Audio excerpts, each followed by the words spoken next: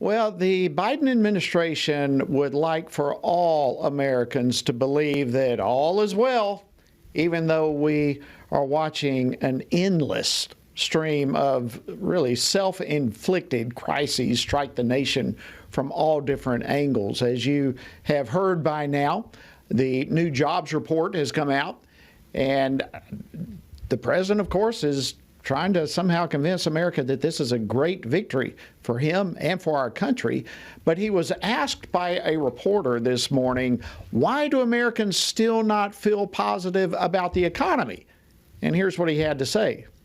I think they know they're better off financially than they were before. It's a fact. And all that data, all that polling stuff shows they think they're more positive about the economy than they've been, more positive about their jobs, et cetera.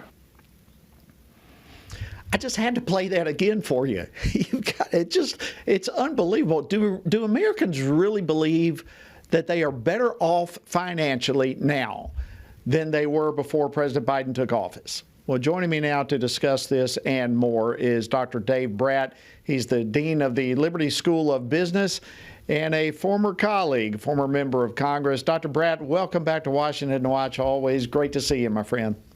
Great to be on with you, Jody, Congressman. Great to see you. All right. Listen, did you know what the president just said? The economy's great. The facts are there. I mean, it is what it is. You have more money in your account than you thought you have. You're making more money. All is well. What do you think? Yeah, no, actually, it's a very complex mess we're in right now. You get good news on a jobs report, but it's bad news for the stock market. And we're in pretty serious territory right now in the bond market, right? Everybody, you and I were, I was in the Tea Party 10 years ago groups, and everyone would ask me, Dave, when is all this going to come due? And I said, now, we're way past it already. But now, for the first time, the rest of the world is sending signals and evidence that they think we're going to default on the U.S. Treasuries, right? We're going to be $50 trillion in debt in 10 years. We're $33 trillion now. And in 10 years, the interest rate's 5%. We'll be paying $2.5 trillion just in interest payments. That's half the budget back when you and I were in there. And so the rest of the world knows we're not paying that back. And so as a result of that, the bond market is seriously getting very wobbly. The yields are going way up. That's a signal that they're having to offer more and more and more to get other people to buy the treasuries.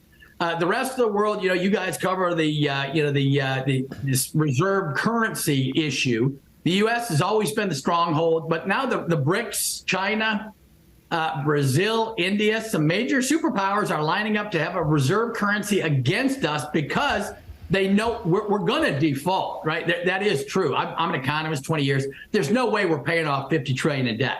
So the question is, who gets the haircut, right?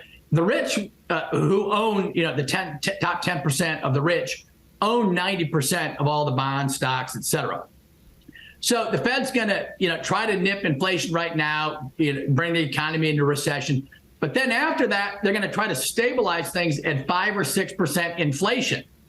And so to get back to your question, that's what's got everybody upset. When if say you have inflation for 10%, 10%, and 10%, that doesn't mean the price level's up 10%. That means your meat and your chicken and your eggs are up 30% because you add the inflation together. Right? It's not just 10, 10, 10, and that's 10. It's 10, 10, 10, and that's 30. And that's what the people are feeling. No one will explain it to them, but there's your pain. Great point.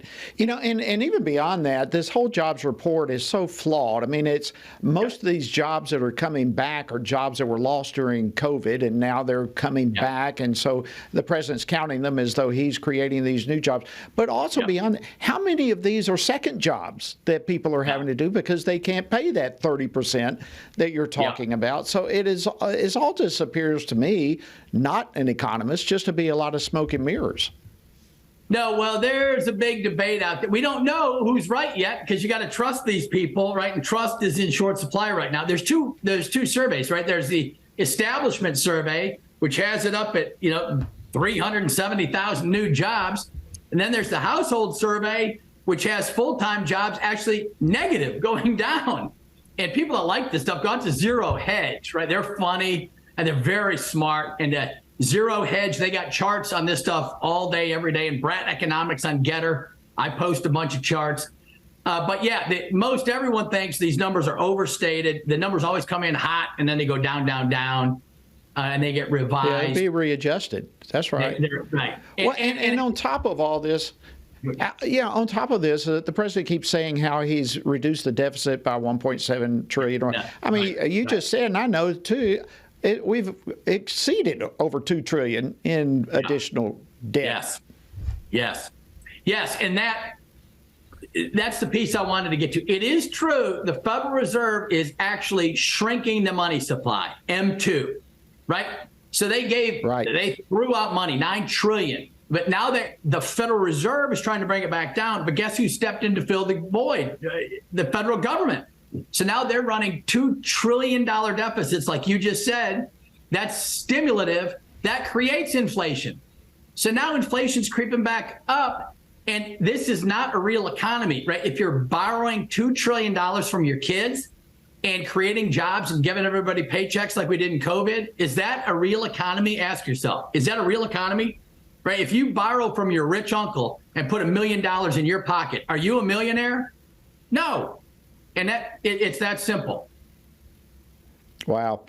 Well, I wish we had more time, Dr. Brat. This is incredible. It seems like every week there's more and more articles indicating difficult times coming ahead, and Americans need to start preparing for that. But thank you so much for breaking this down in such understandable terms as you always do. We love having you on the program, and thanks for your incredible insight. So, Dr. Dave Brat, Dean of the School of Business at Liberty University, thank you so much for joining us on Washington Watch. Have a great weekend. Thanks, Congressman. God bless everybody. Thank you.